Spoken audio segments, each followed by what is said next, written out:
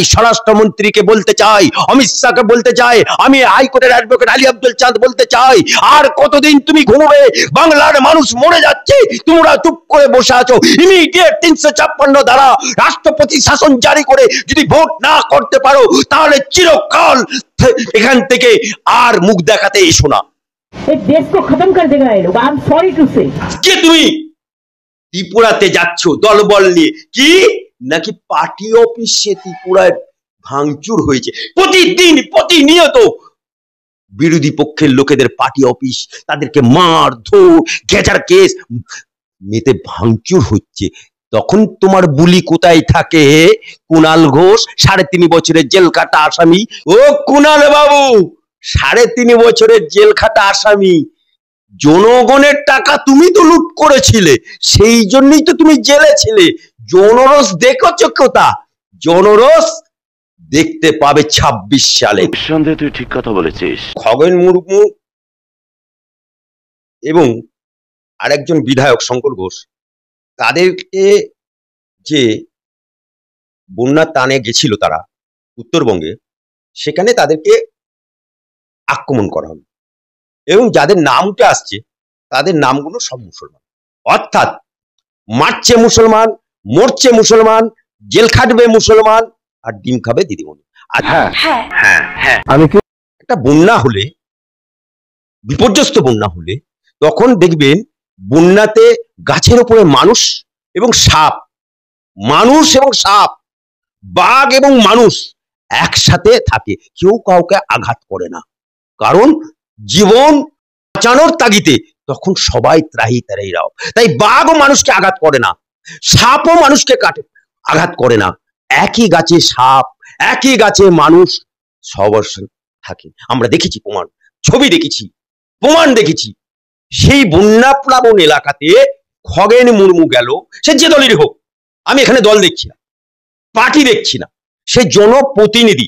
একজন জনপ্রতিনিধি হয়ে গেলে সে কোনো দলের থাকে, সে পঞ্চায়েতের হোক, এমএলএ হোক, এমপি হোক, পঞ্চায়েত সমিতি হোক, জেলা পরিষদ হোক, তখন সে জনপ্রতিনিধি, সে সকলের এলাকার জনপ্রতিনিধি হয়ে যায়। সেই জনপ্রতিনিধি বিধায়ক এবং খগেন মুর্মু যে গেল, সেখানে সেখানে কার উস্কানিতে এরা আঘাত করলো?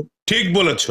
আঘাত করেছে খগেন মুর্মুকে, তারা কোনো জাতের হতে পারে না, কোনো ধর্মের হতে পারে না, কোনো মোজাবের হতে পারে না, কোনো দলের হতে পারে না। তাই তারা ইমিডিয়েট, তাদের একটাই তকমা, তারা হচ্ছে গুন্ডা, তারা হচ্ছে মস্তান।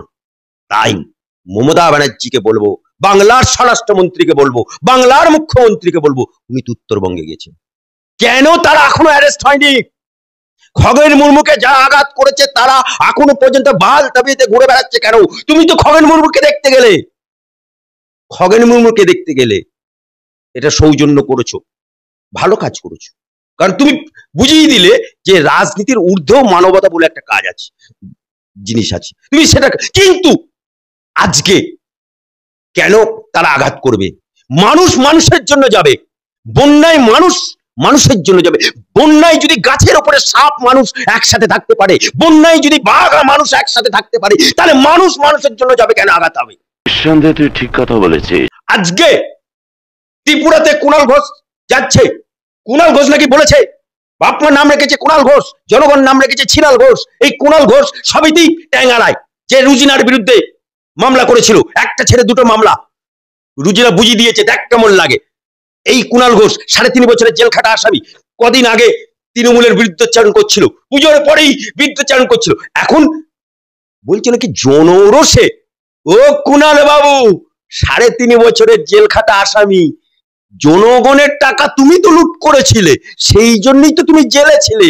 জনরস দেখেছো কোথা? জনরস দেখতে পাবে 26 সালে। জনরস বাংলার বুকেতে দেখতে এখনো হয়নি।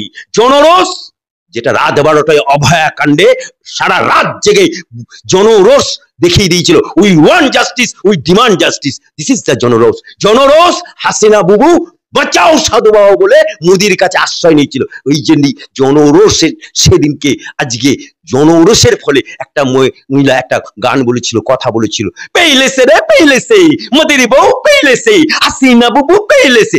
দিস ইজ দ্য জনরস। আজকে জনরোষ তুমি এখনো দেখোনি।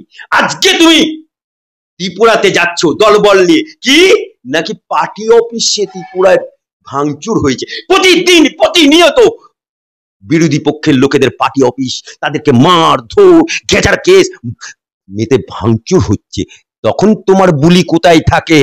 কুণাল ঘোষ 3.5 বছরের জেল কাটা আসামি, চালুনি আবার ছুঁচের বিচার করছে।